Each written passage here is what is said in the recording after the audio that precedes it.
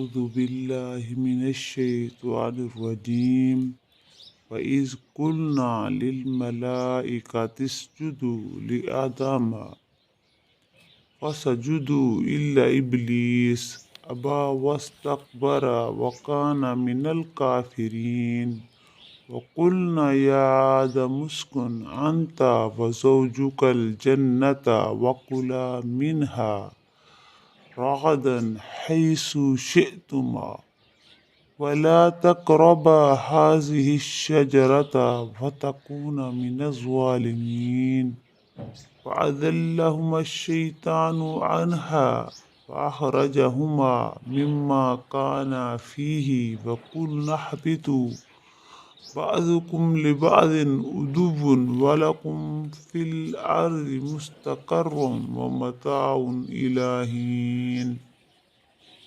اور پھر جب ہم نے فرشتوں کو حکم دیا کہ آدم کے آگے جھک جاؤ تو سب جھک گئے مگر ابلیس نے انکار کیا۔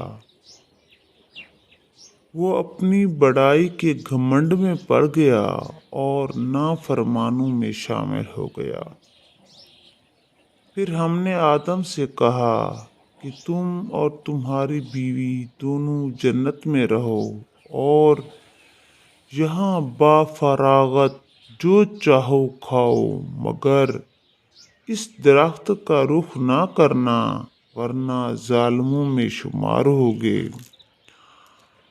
آخر کار شیطان نے ان دونوں کو اس درخت کی ترغیب دے کر ہمارے حکم کی پیروی سے ہٹا دیا اور انہیں اس حالت سے نکلوا چھوڑا جس میں تھے۔